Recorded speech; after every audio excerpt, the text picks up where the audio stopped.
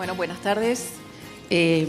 Vamos a presentar al expositor, el doctor Julián Martín. Ya los antecedentes profesionales son ampliamente conocidos, así que, doctor, puede comenzar con la exposición. Bueno, buenas tardes a todos. Veo que el cronómetro Carlos Zunkel todavía no empezó a funcionar, así que te diría empezar a liberarlo. Pues yo sé que son 25 minutos, ahora 24:55, ahora está funcionando, para controlar bien el tiempo. El tema del que voy a hablar es básicamente la reforma de la Ley de Mercado de Capitales que salió publicada hace un mes, y ver efectivamente qué cambia respecto de lo que sería la situación tributaria anterior en base a la reforma última que hubo en la Ley 27430. ¿Y cómo estamos parados de acá en adelante?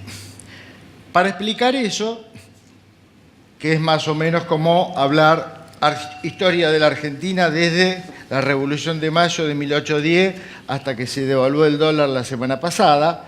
Eso implica que hay muchas cosas para hablar y poco tiempo para explicar.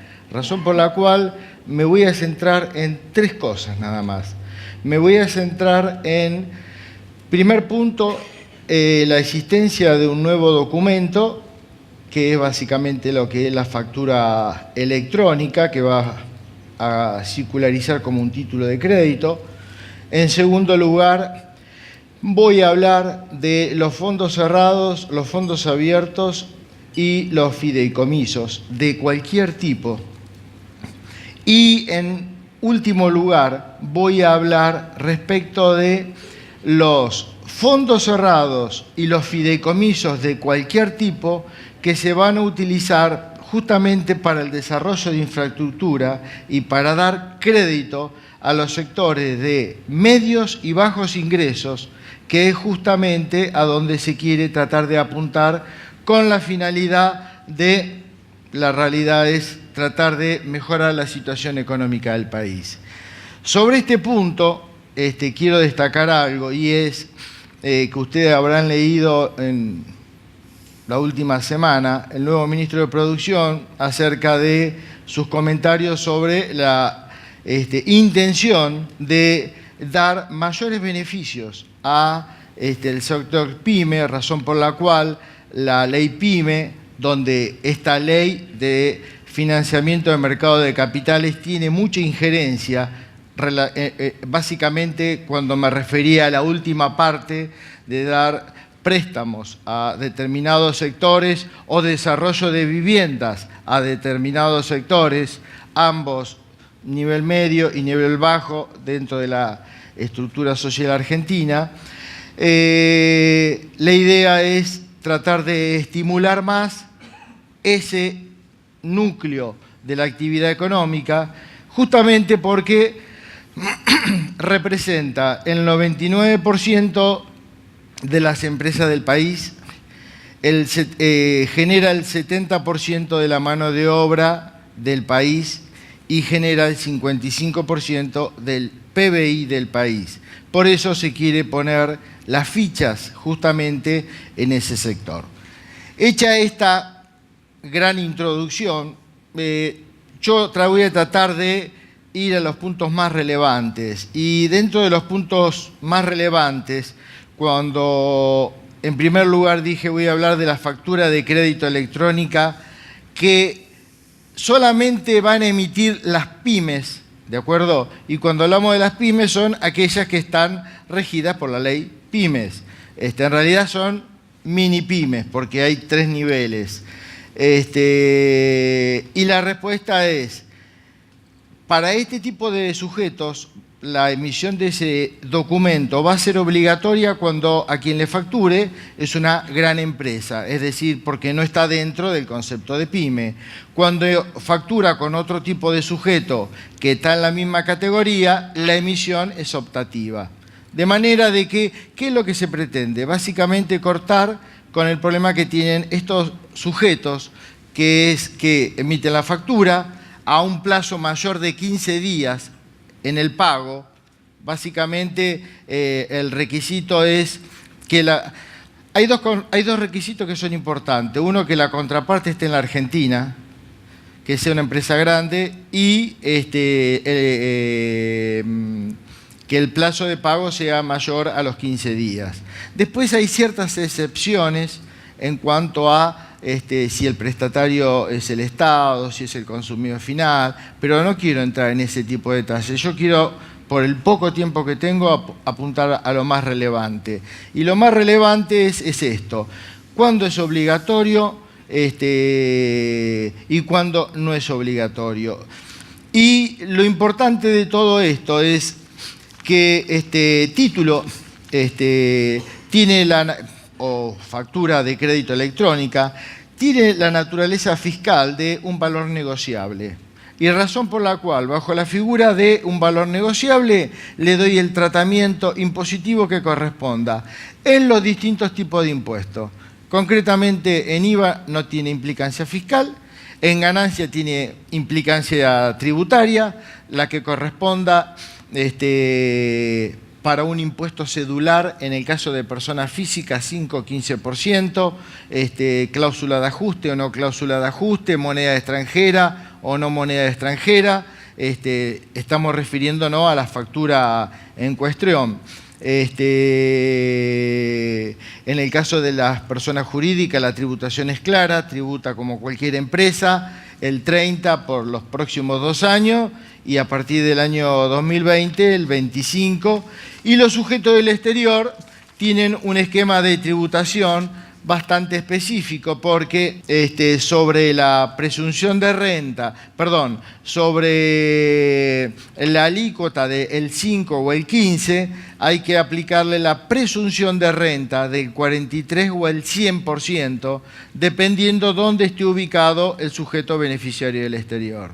Concretamente, sujeto del exterior, por este tipo de rentas que obtienen, no hay beneficio fiscal. Deben tributar, y la respuesta es 5-15 con la presunción del 43 o el 100.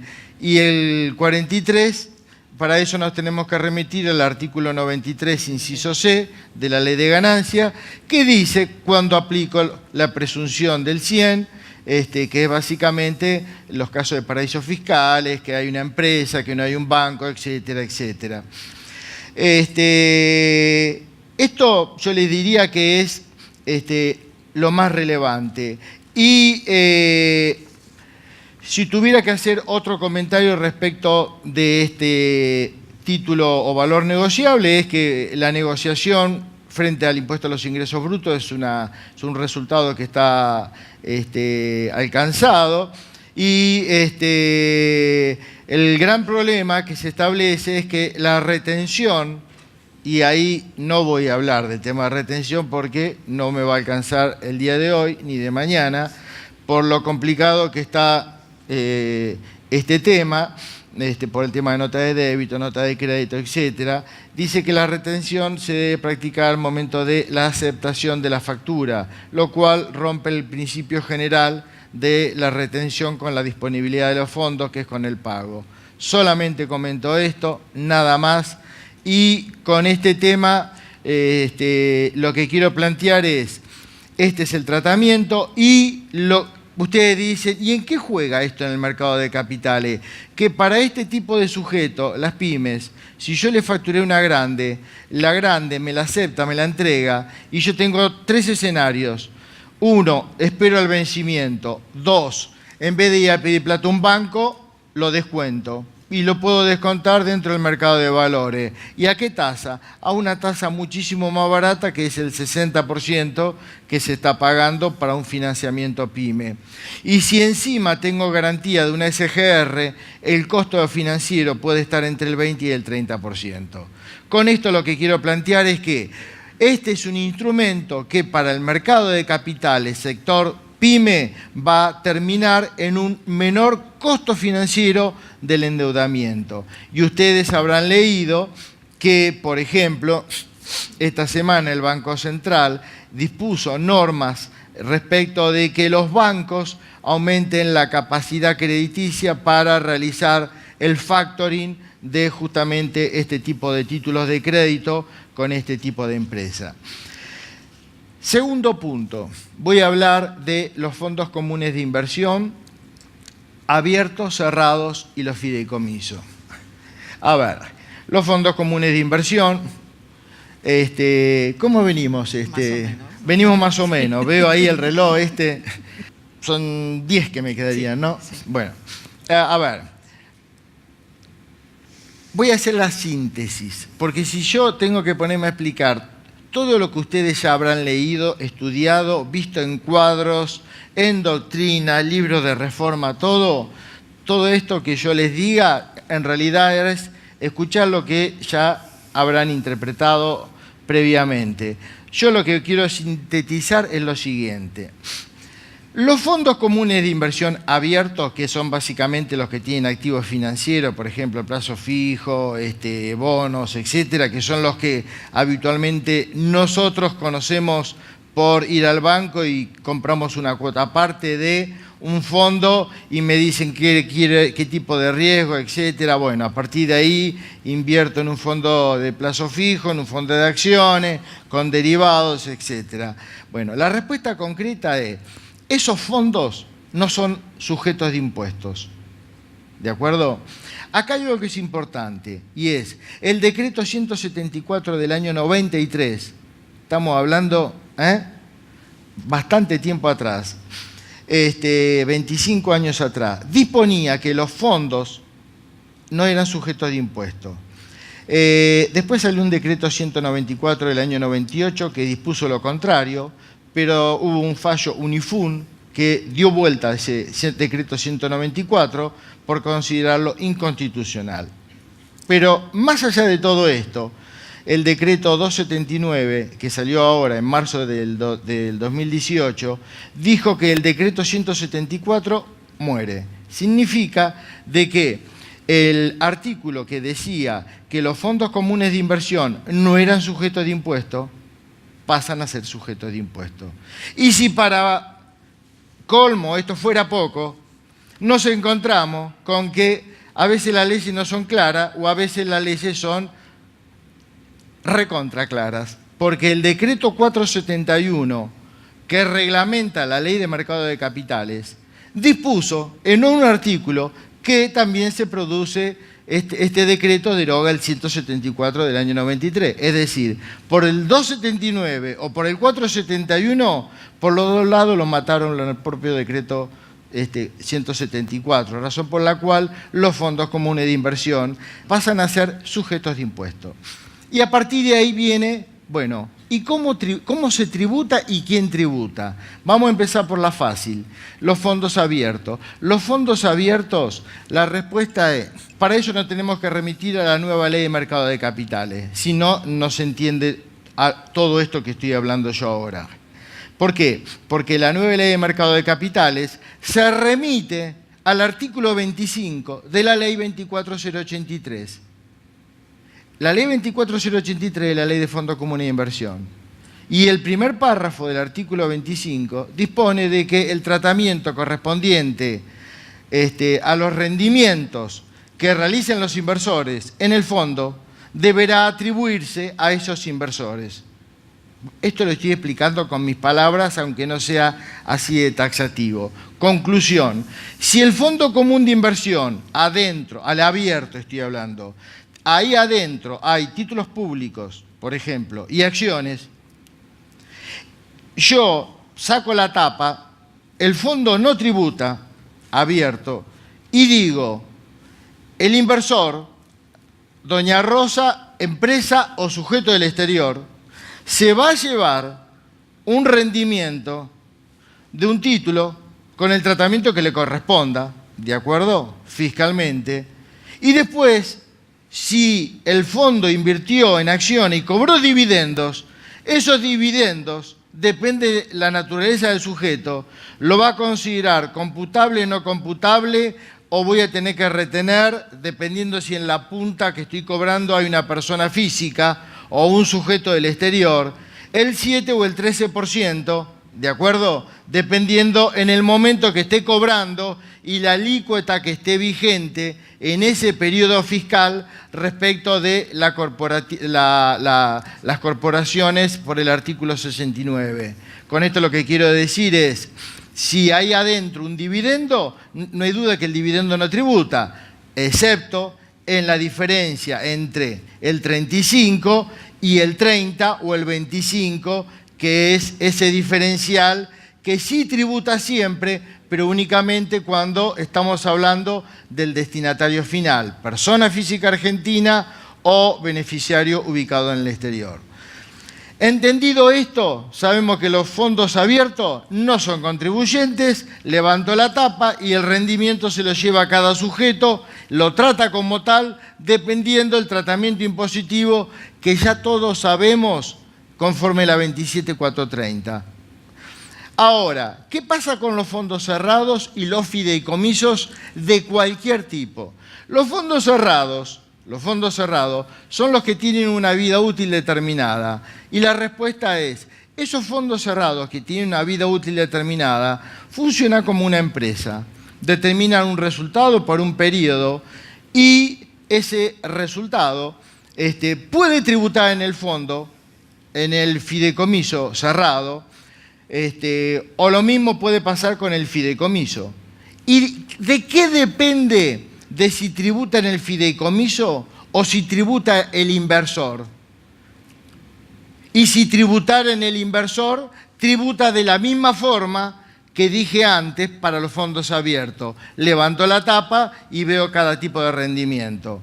En la hipótesis de que los fondos comunes de inversión cerrados o cualquier tipo de fideicomiso tribute, y ustedes dicen, ¿cuándo tributa? Cuando no se colocó por oferta pública, en primer lugar, o habiéndose colocado en la parte de inversiones realizadas fuera de la Argentina. Vamos a hacer el escenario más fácil, porque me quedan cada vez menos minutos.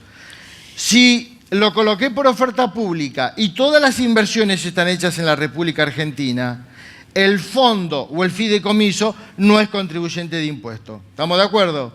Entonces, ¿quién es contribuyente por esa renta que hay adentro? El inversor, doña Rosa, la empresa o el sujeto del exterior. ¿Y de qué manera tributa? De la misma forma que había explicado para los fondos abiertos. Levanto la tapa y veo que hay adentro, ¿me van siguiendo? Y cada rendimiento lo trato como tal, en función de las disposiciones de la reforma de la 27430. ¿Está? ¿Qué ocurre? Puede ser que el fondo sea contribuyente o el fideicomiso, porque no se colocó por oferta pública o porque todas las inversiones se hicieron en el exterior. En ese caso, el fondo o fideicomiso tributa conforme al artículo 69, pero después todo lo que se distribuye en cabeza del inversor no tributa. ¿Quedó entendido? Así es como funciona. O tributa uno o tributa el otro. Finalmente, y este es el tema más importante, y esto está en el artículo 206, el artículo 206 de la Ley de Mercado de Capitales, que es la que hace referencia a la utilización de fondos de inversión cerrados, por supuesto, o fideicomisos de cualquier índole, justamente para la construcción de viviendas para poblaciones de ingresos bajos. Y la finalidad es el desarrollo inmobiliario, dar créditos hipotecarios como consecuencia de la venta a plazo y la securitización de ¿qué? Los valores hipotecarios. ¿Está?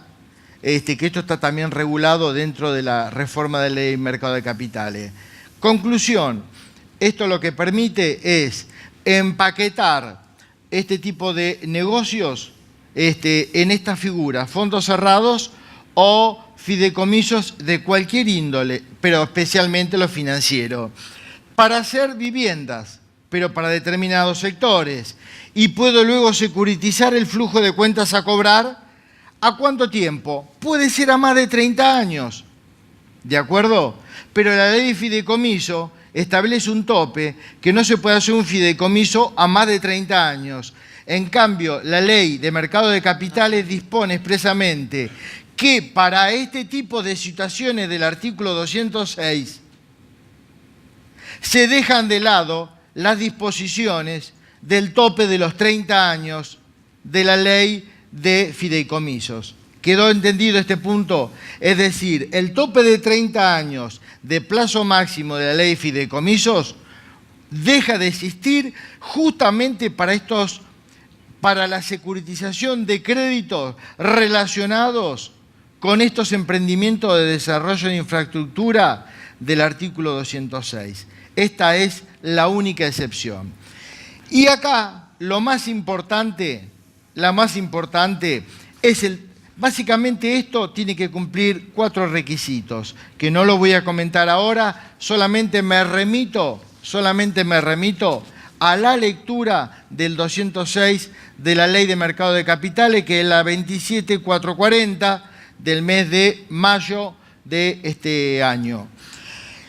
Acá puede haber 3 escenarios de tributación distintos dependiendo si se dan determinadas causales, que lamentablemente por el tiempo no llego a poder explicarlos. Pero lo importante es, puedo tributar el 15%, puedo tributar el 35% o puedo tributar el 0%. La respuesta es cuando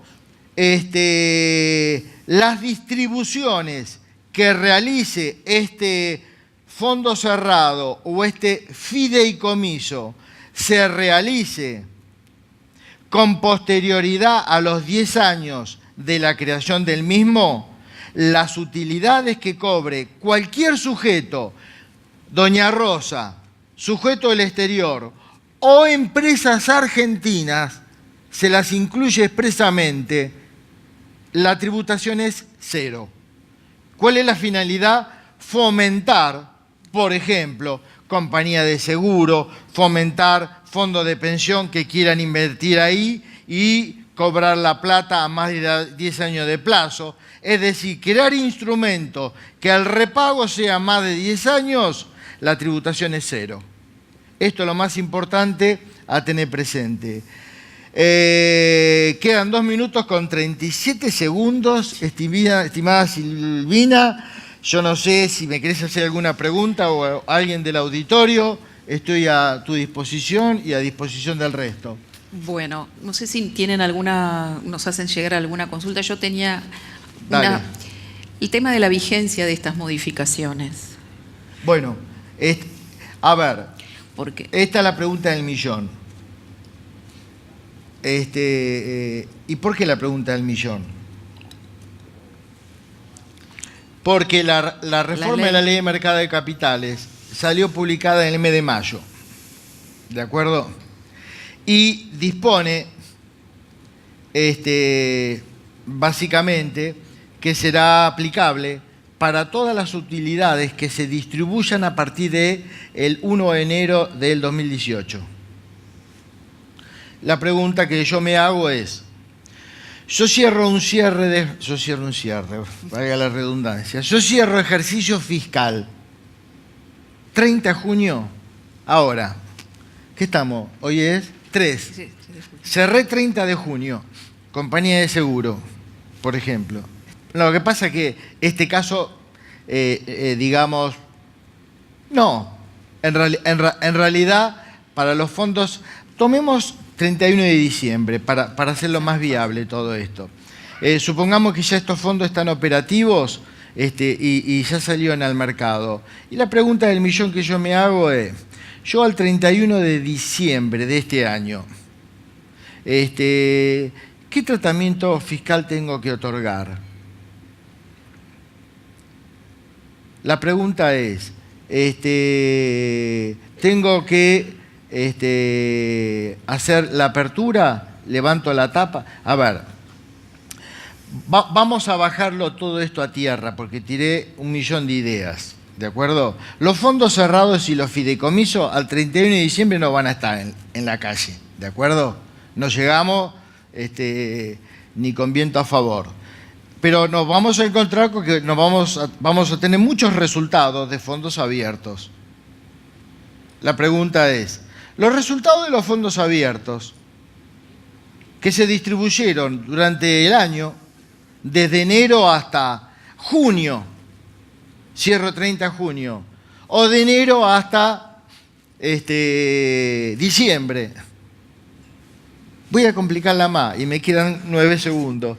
Cierro 30 de junio, tiempo cumplido, gracias señorita. Cierro 30 de junio. Me pregunto, esta norma salió en el mes de mayo. Yo diría, bueno, por los resultados que cobré, me regía hasta mayo por la ley vigente con la norma vieja de fondos comunes de inversión. Y entre mayo y junio, supongamos, vamos a ponerla bien complicada,